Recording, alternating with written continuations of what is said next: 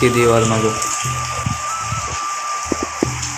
વરસાદ ચાલુ થઈ ગયો ને હવે આખા લાવું પાણી પડે સમજો અહીંથી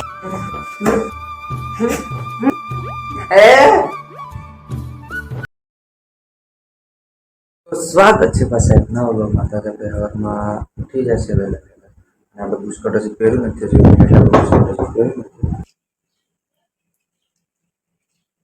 તો આવું વાતાવરણ થઈ ગયું વરસાદનું વાતાવરણ થઈ ગયું. વરસાદ જો રાતનો વરસાદ ફૂલ આવેલ છે.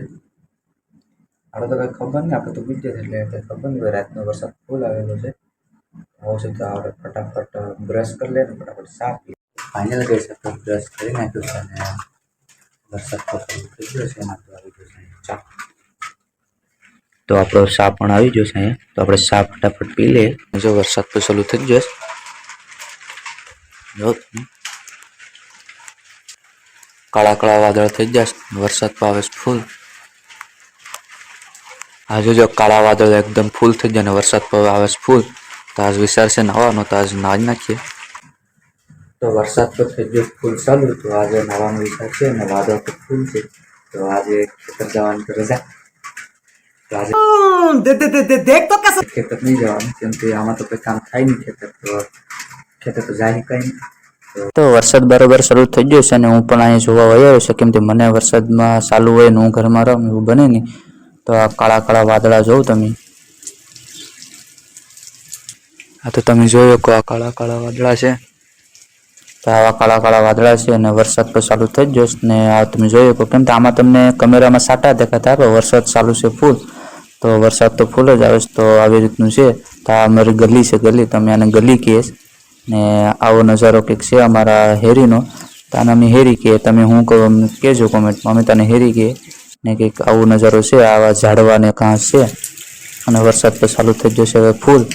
ને આવી રીતનું ઘાસ ઉગી ગયું જો લીલું લીલું છમ જેવું ઘાસ અને ઝાડવા પણ ઉગી જશે. તો આવી રીતનો કંઈક નજારો છે અમારા ગામનો. તો કેવું લાગ્યું કેવું નહીં એવું કહેજો કોમેન્ટમાંથી કેવું તમને લાગ્યું. તો આવી રીતનું છે કંઈક નજારો. તો તને વરસાદ તો ચાલુ થઈ જશે અને આ લીલું લીલું ઘાસ અને ઝાડવા તમે જોયો કે તો આવી રીતનો કંઈક નજારો છે અમારે ત્યાંનો. અને આ કોને કોને આવું ગમે એ ખાસ કરીને કોમેન્ટમાં કહેજો કેમ કે મને તો આવું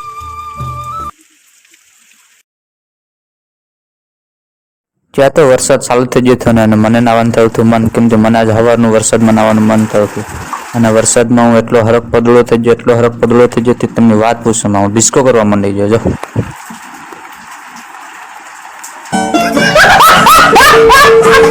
અને હા ગાઈસ આ છે ને જે આપણે માથે આ મકાનને ઢાંક્યું છે ને એ કાગળ છે ને કાગળમાંથી આ પાણીના ટીપા પડે. તો જો આવી રીતના મેં આખા મકાનમાં ઉપર છે ને ઉપરની સાઈડ બધીમાં આવું પીળા કલરનું જે દેખાય છે ને વરસાદ એ આખું કાગળ ઢાંક્યું છે.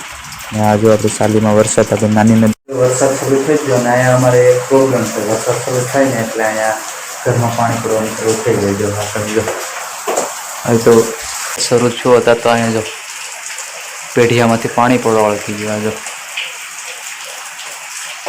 થોડોક વરસાદ શરૂ થાય એટલે પાણી પડવા વળગી જાય ઘરમાં. સામાન પડ્યો રહે આ બળિયાને કેમ કે સોમાહાના બળિયા બાળવાના પડે ને એટલે પલ્લે માટે આ ઘરમાં સ્પેશિયલ રાખે જો આ બળિયા આ બધી આપણો સામાન અહીં પડ્યો રહે. તો આ રીતનું છે. વરસાદ શરૂ થાય ને એટલે ઘરમાં પાણી પડવાનું શરૂ થઈ જાય. તો બહુ તકલીફ તો બહુ પડે કેમ કે પાણી હજુ આ ધીમું ચાલે. જેમ વરસાદ વચ્ચે ને પાણી ખાવા ફૂલ શરૂ થઈ જાય. એટલે ઓલા રૂમમાં પડીએ ને આ રૂમમાં શરૂ થઈ ગયું. તો કંઈક કરશું એનો હવે રાઈટ. આપણે મારો અવાજ કરતો હોય તમને આ વરસાદનો અવાજ પાછળ સંભળાતો હોય કેમ કે વરસાદ ચાલુ છે ને એટલે અવાજમાં થોડોક પ્રોબ્લેમ થતી હોય તો એડજસ્ટ કરી લેજો. અવાજ ધીમો સંભળાતો હોય.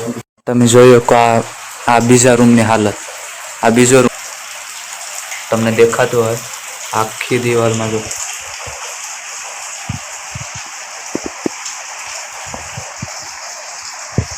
તો વરસાદ શરૂ થયો તો આપણે દિવાલમાં તો પાણી પડવા માંડી ગયું. આવું છે કે રહેવામાં તકલીફ તો બહુ પડે આવા વસ્તુમાં. અને માથે કાગળ નાખી છે તો છતાં પાણી તો પડે. તકલીફ તો બહુ પડે. વાંધો નહીં વરસાદ છે ત્યારે તો પાણી પડે તો કરીએ ને ચાલે તો આવું છે. કેમ કે મારો અવાજ તો ઓછો સંભળાતો હોય એના માટે સોરી કેમ કે પાછળ વરસાદ ચાલુ છે તો અવાજ ઓછો સંભળાતો હોય. બાકી આમાં તો રહેવાય નથી. વાંધો નહીં બીજું હું કંઈક કરીશ. આવું છે બધું. તો તમે જોઈ શકો આપણે અહીંયા નદી ભરાઈ ગઈ છે, આપણા ઘરની નદી. તમે જો આ છે આપણી નદી ને આ પાણી જો તમને આમાં દેખાતું હોય કે તું રિસ્ક લઈને પાણી દઈશ. પાણી પાણી પડે તો આપણે નાઈને વયા છે. હવે કપડાં બદલાઈ લઈએ કેમ કે લાગે છે ઠંડ. નાવાની બહુ કંટાળું થઈ ગયું છે ને આપણે જમવા બેઠી જાય. આપણે જમવા પણ બેઠી જશે ને આ જમવામાં બનાવવું છે જો અડદનું શાક છે, ચા છે, આ રોટલા છે ને આ છે આપણા બિલ્લા નાથણા, જે આપણે શંકર ભગવાનને બિલ્લાના પાન ચડાવીને એના એમાં ફળ થાય ને એના નાથણા છે. તો આ છે આપણું સરસ મજાનું જમવાનું અને પછી આપણે આગળ મળીએ જમવાનું. તો ફાઇનલી ગાઈસ આપણે જમી લીધું છે અને જમીને થોડી વાર આપણે ઊંઘવાનું છે, આરામ કરવાનું છે. આજ તો આપણે વાડીએ જવાનું નથી કેમ કે આમાં વરસાદમાં ચાલુ હતો ને ગારો થઈ ગયો એટલે કંઈ કામ તો થાય નહીં. તો આજે તો ઘેર જ રહેવાનું છે. તો વાડી જમ તો ફાઇનલી ગાઈસ આપણે અહીં ધમાભાઈ પર આવી જાય છે. ધમાભાઈ બેલ બેલ Suara pekerja. તો ઘેર તો ધમાભાઈ વધારે તો આયા જ હોય. એને ઘેર ઓછો એની સ્માઇલ તો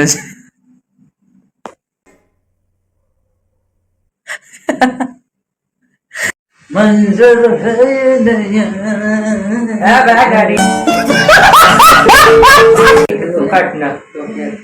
મારના પણ મારના દવા આપણે બધી ડરે યાર. આપણે રાણાની રીતે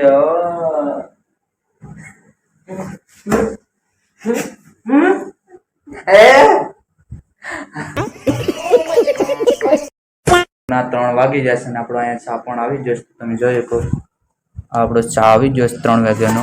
ના આપણા ભાઈ ચાનો ટાઈમ થાય એટલે આપણા ધમાભાઈ અહીંયા પૂગી જ જાય. કદમ પીવો પડે.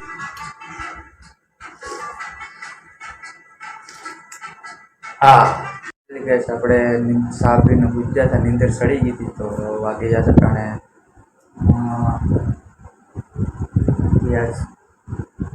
16 થઈ ગઈ. તો આપણે ઉઠી જઈશ. કયા ને ઉઠી જશે. તો આજની બીજું ને વિજય લાઈફસ્ટાઈલ બ્લોગમાં જરાક જો આ મારો વિડીયો કોઈ તમે જોતા હોય ને તમને લાગે પસંદ લાગે વિડીયો સારો લાગે તમને એમ લાગે કે આ સબસ્ક્રાઈબ કરાય જેવું છે તો એ ચેનલને પર સબસ્ક્રાઈબ કરી નાખજો. જો વિડીયો સારો લાગે તો તમે તારે સબસ્ક્રાઈબ કરજો. કઈ વાંધો નહીં તમે તારે. 2 moments later. ત્રણનો રાણા 6:30 જેવું થઈ જશે ને વરસાદ પર જ જશે. જો આ બધી હુકાઈ જ જશે, કોરે કોરું થઈ જશે. જો વરસાદ પર જ જો ખાલી સવારે જ એક સવારમાં જ વરસાદ હતો. અટાણ તો વરસાદ રહી ગયો. તો કાલ ખેતર જવું પડી માંડવીને નેદવાનું છે. તો આપણે કાલે નેદવા જવાનું છે.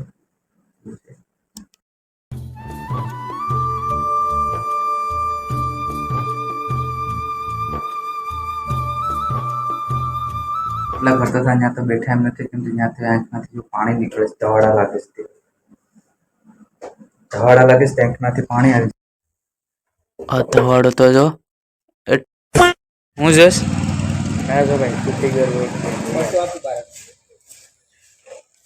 જા દૂધ લઈ આવ. દૂધ ફટાફટ દૂધ લઈને આવ.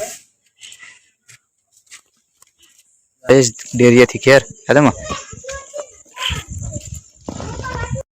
તો ફાઇનલી ગાઈસ આપણે ડેરીએથી દૂધ લઈ આવ્યા છે અને દૂધ ધગાવવા પણ મંડી જશે. ધગવી નાખશે દૂધ. ફાઇનલી ગાઈસ આપણે જમી લીધું છે અને આ જમવામાં રીંગણા બટાનું શાક હતું ને રોટલા અને ચા હતી. તો જમી લીધું છે અટાણે. તો આગળ પથારી કરવાની છે.